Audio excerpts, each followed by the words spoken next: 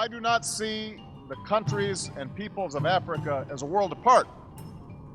I see Africa as a fundamental part of our interconnected world.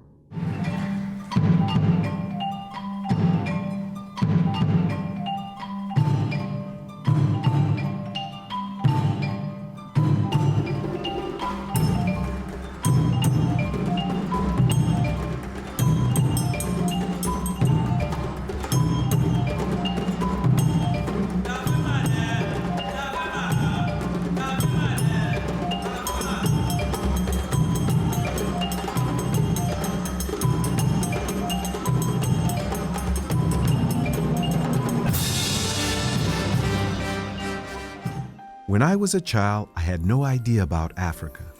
A series of events made me conscious of Africa. I entered college, became political, and spent 3 decades traveling and working on the continent.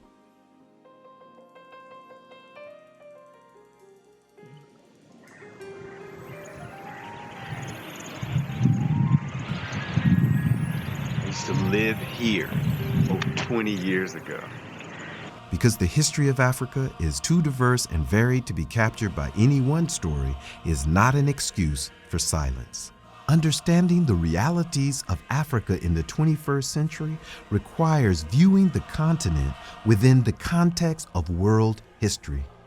If you don't know about Africa, you can't understand the world.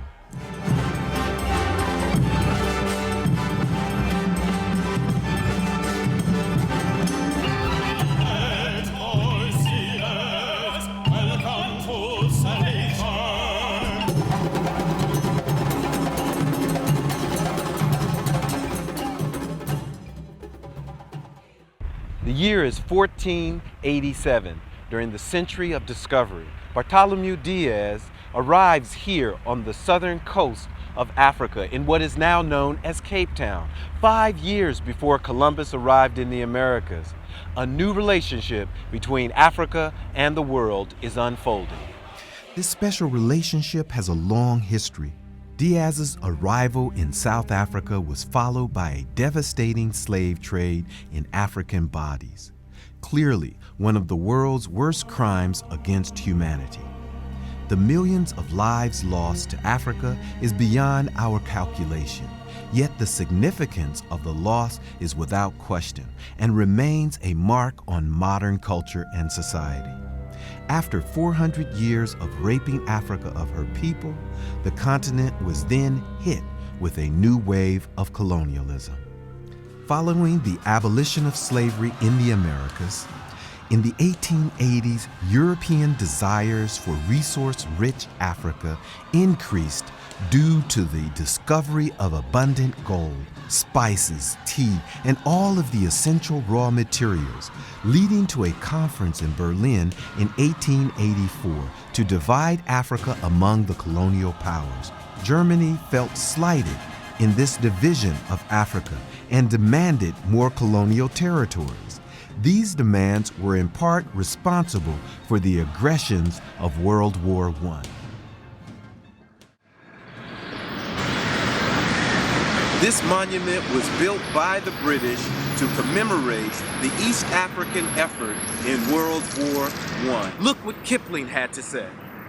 This is to the memory of the native African troops who fought, to the carriers who were the feet and hands of the army, and to all other men who served and died for their king and country in Eastern Africa in the Great War, 1914 to 1918.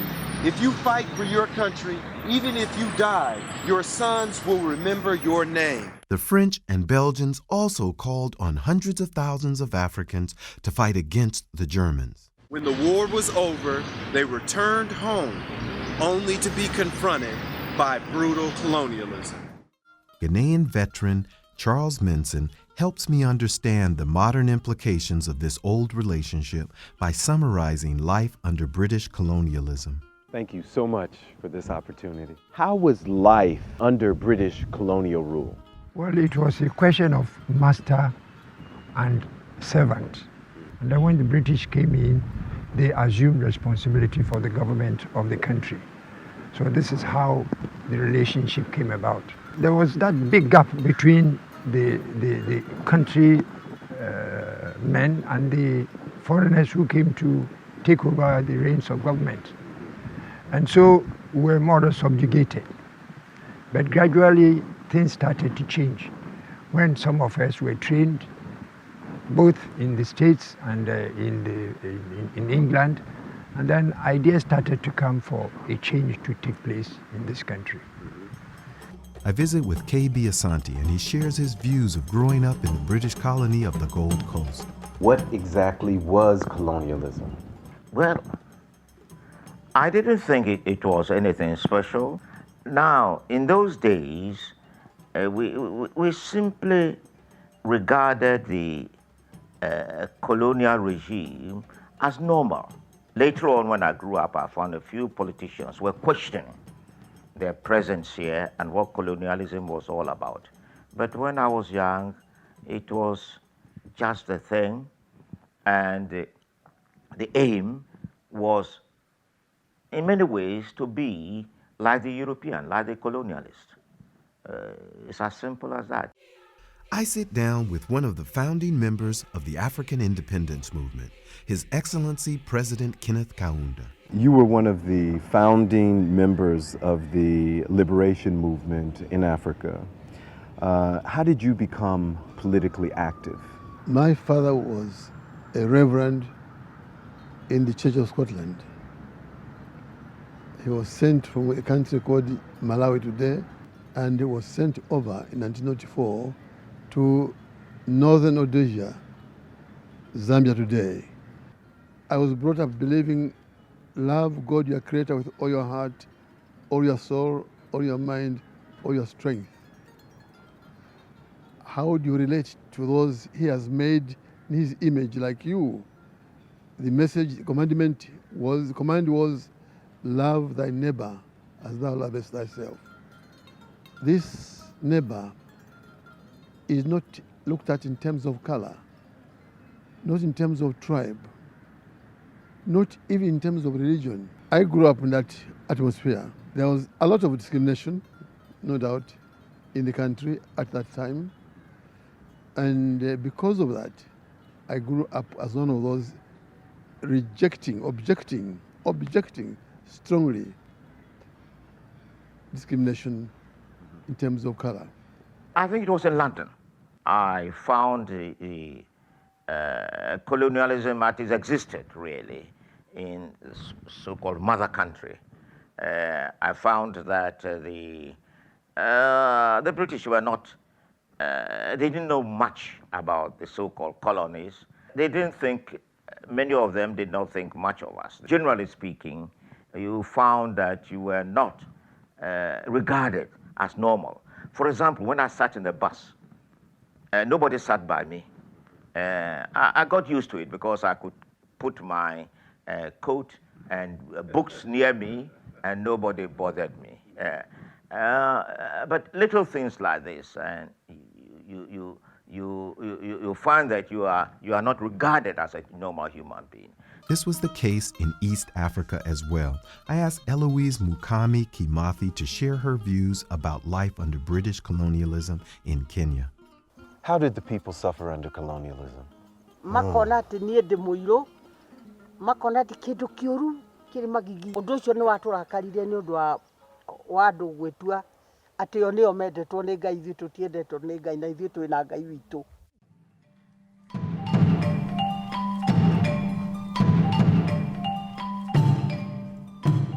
When the Second World War arrived in Europe, France and Britain looked to Africa. While Europeans recognized the war as starting in 1939 with the fascist Nazi invasion of Poland, for Africans, the war really began in 1935, October 3rd, with the fascist Italian invasion of Ethiopia. Hitler was not yet ready to invade Africa. However, his fellow fascist in Italy was itching to punish Ethiopia for rejecting his invitation to join the new Italian empire. So Mussolini promised his people a new imperial greatness that was to begin by conquering Ethiopia. In October of 1935, he contrived an incident in the city of Walwal on the border of Ethiopia and Italian Somaliland. Mussolini had created a pretext for war. Italy refused arbitration from the League of Nations and mobilized its formidable army, navy, and air force. Ethiopia was left to her own forces to fight the might of Europe's strongest air force. Emperor Haile Selassie confronted the League of Nations.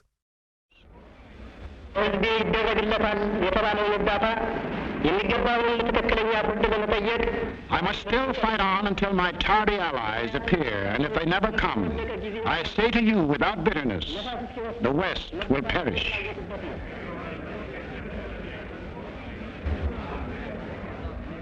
The League of Nations did nothing. Attack! Let no one escape!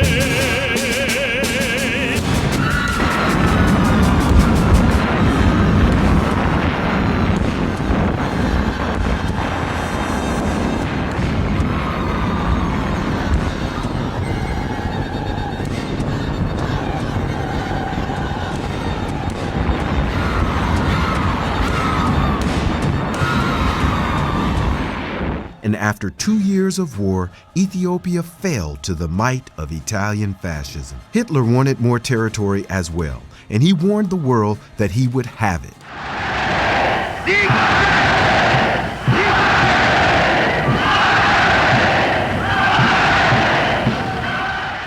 Europe was dragged into the war full force with the Nazi invasion and devastation of Poland in 1939. Shortly thereafter, both the British and French issued declarations of war with Germany. The Nazi forces were devastating the European imperial armies. Once again, the British and the French drafted hundreds of thousands of Africans to fight in World War II. These African soldiers experienced independence, freedom, justice, and the fight for democracy in ways that they hadn't at home. Some Africans saw the war effort as an opportunity to also advance rights on the colonial home front.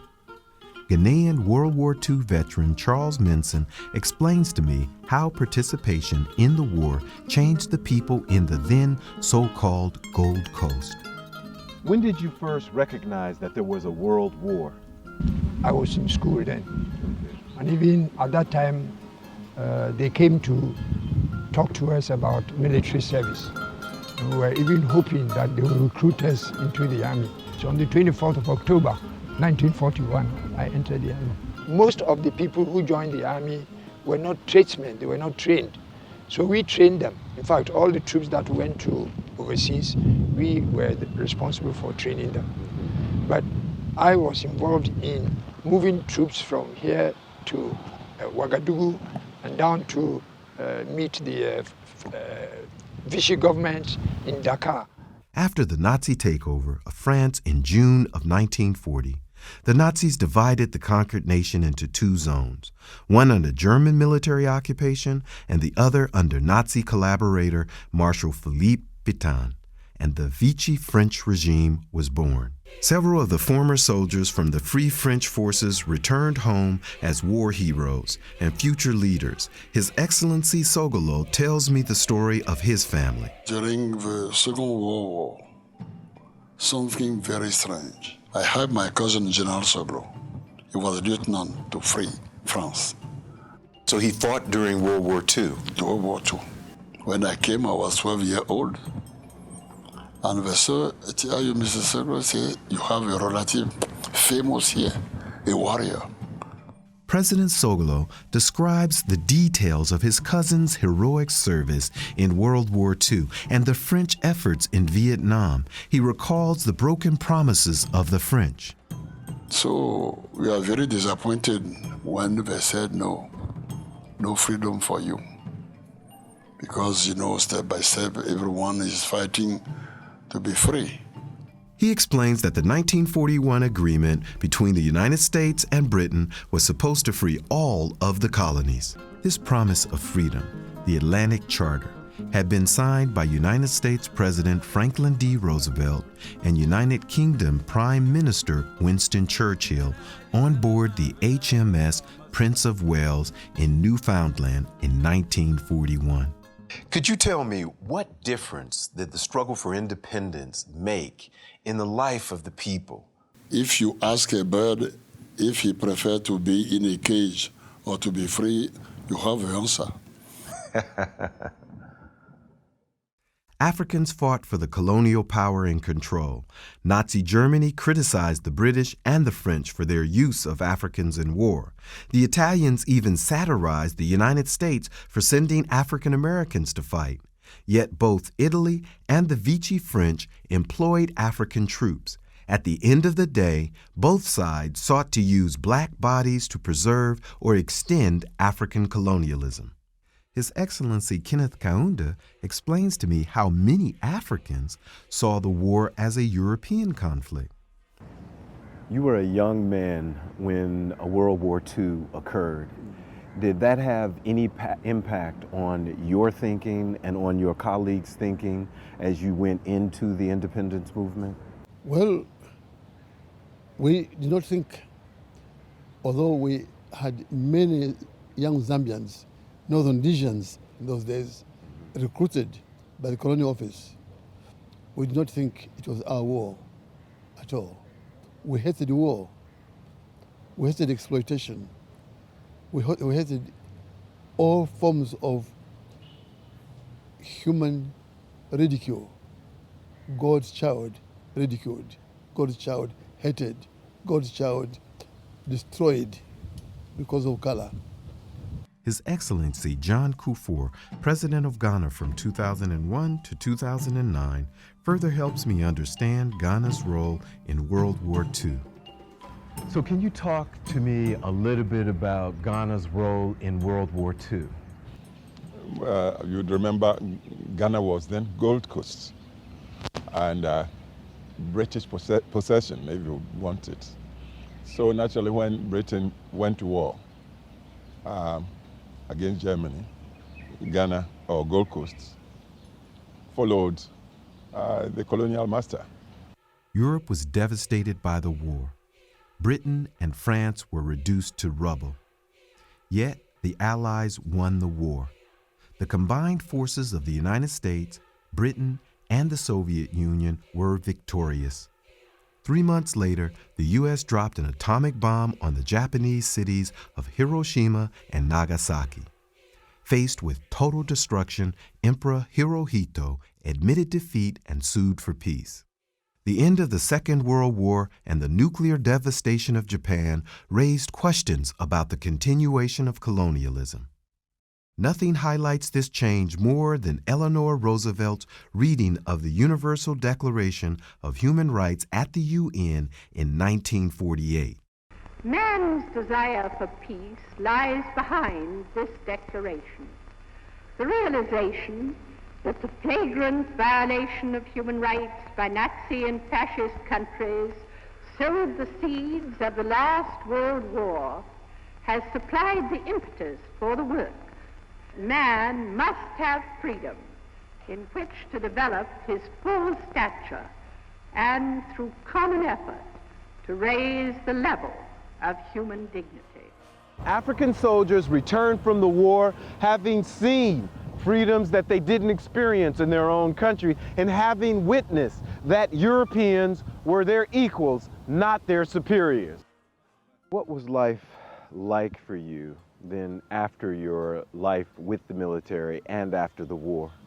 Well, things had changed because most of our people who went out to fight mixed up with other people from other countries. And the conception that obtained before, the blacks and the whites, by the time our people came back, they had got a different picture of the world. And they had also entered into other areas of discipline, of training, and so on. They came better qualified to do jobs for their own country.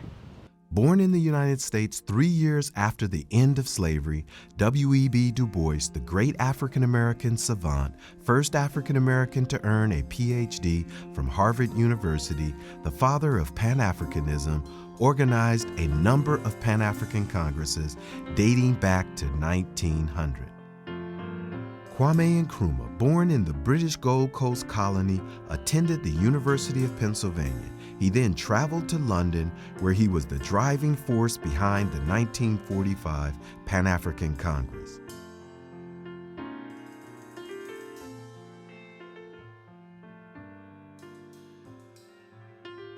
Pan-African Congresses have existed since the 1900s. A number of them were held leading up to the historic 1945 Pan-African Congress in Manchester, England. Pioneered by Kwame Nkrumah and chaired by W.E.B. Du Bois, came to represent the coming together of Pan-African thought and ideas around the notion of the independence and unity of the African continent. I am visiting Bernice Ann Dukuma, the director of the W.E.B. Du Bois Center here in Accra, Ghana, to place Pan-Africanism into an historical context. 1960 was finally Du Bois came for the inauguration of Republic of Ghana, and in 1961 Du Bois accepted the invitation to be the founding director of Encyclopedia Africana. So the relationship between Kwame Nkrumah and Du Bois grew year after year. After Du Bois finally came to Ghana, Kwame Nkrumah or Du Bois was serving as a mentor and also advisor to Kwame Nkrumah in all his political ambition. I will say something that when Du Bois died, Kwame Nkrumah eventually paid a tribute to Du Bois, but not addressing Du Bois as a mentor or as advisor, but addressed him as a father and friends relationship. So you could see the relationship that existed between Kwame Nkrumah and Du Bois. Here it is. World War II has ended. Europe is in ashes. And now here this group of Africans come together to meet 1945 in Manchester. What's going on? 1945 was trying to address this issue, equal rights, power to black people, to decide in their own government, to rule their own nations, to control their own affairs. This was what they were fighting for. After this Congress, many of these leaders that were from African continent led their various countries to independence as well. So one can say 1945 Congress was very meaningful to the liberation of many African countries that were under foreign rule. I sit down with the second president of Tanzania, His Excellency Ali Hassan Mwinyi, a freedom fighter in his own right, to add some context. Were you aware of the Pan-African Congress that occurred in 1945? Yes. What message did that give to you as a young man? Well, here you are. Now the Africans in Africa have realized the need for independence of Africans, the whole Africa. Now Ghana has started, Mwalimu Nyerere has started something here, and at that time even some leaders of Zanzibar had started this idea. Yes, it was just like a fire, a bushfire spreading. President Kwame Nkrumah's personal assistant gives me some background on the events of this time. Around that time, things were changing in that we had many people who've had exposure outside, especially the soldiers, returned to the Gold Coast. They had sort of been insulated. Now they went out to East Africa, to India and Burma, and they came back and they had rubbed shoulders with the British. And they came back with the idea that, oh, these people are just like us, and why should we be in a subordinate position? And they began questioning the condition of life. They just couldn't take life as it was before. So they also wanted their rights. They wanted conditions of service to be better. So they marched to the castle, which was seat of government, to present a petition to the governor.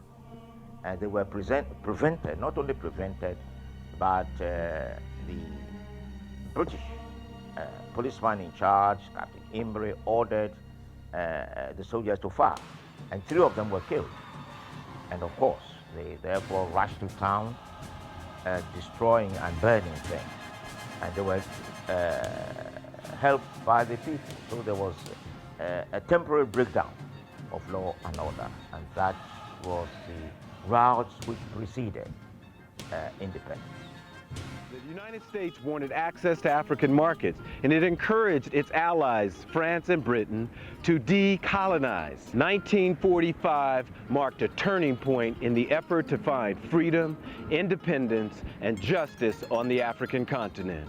That's why the 1945 meeting in Manchester, England, which was a Pan-African Congress pioneered by Kwame Nkrumah, is so historic, because it was at this meeting that the Africans could stand up and say, look what happened when Europe tried to colonize other European countries. Germany had tried to colonize Poland. Germany had tried to colonize France. And it was devastating to the infrastructure of France and Poland and to the people of France and Poland. So no one could support colonialism in the old language that had been used in the past. Asante further explains to me how the idea of African equality became the basis for the fight for independence.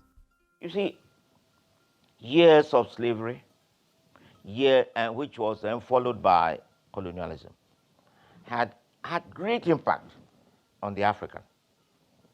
You see, there you had, even during the slave trade, you had people who believed in the sanctity of human person and so on. So why was it that Africans were or black men were being treated differently? So they had to find a reason to disparage the African character, that he was not yet there. Anyway, slavery was abolished, but the idea still remained. Then came colonialism. And then why should another people rule another? You have to find reasons. And therefore, they were not right, they were not fit to rule themselves and all that. Nkrumah called for positive action. The positive change he made was that he made Ghanaians believe to some extent in themselves. He made Africans to realize that they belong together. Africans not only on the continent but in the diaspora, that they belong together. If you remember, he established contact with people like Jomo Kenyatta and others who were at the Manchester Conference in '45. He tried to establish Ghana as a center of the new Africa. Charles Minson elaborates on the process leading up to independence. Civilians they boycotted everything that Europeans had brought and so on and so forth. And it is from there that a commission was set up to investigate all these disturbances. There was a split as to how fast they should move towards self-government. And Nkrumah broke away and formed the Gold Coast Convention, because Nkrumah wanted self-government now, while the others were prepared for self-government to come as soon as possible or the foreseeable future. And therefore, there were commissions to find out what should happen. We had elections where Nkrumah proposes self-government now, and he won before I left for England. I just wanted to be another high functionary in the colonial setup. Yes, that was what we believed in. So Kwame Nkrumah's revolution was to change that. He talked about the African personality, self-fulfillment, self-confidence of the African. The black man should know that he's as good as anybody else, and so on. That was a major revolution. In actual practice, of course, you got to give form to it in self-government, in the way you do things, in trying to get education widespread, in developing the economy, and so on. But central to that was that revolution of changing of mindset. Only 12 years after the historic Pan-African Congress in Manchester, England, did Ghana become independent.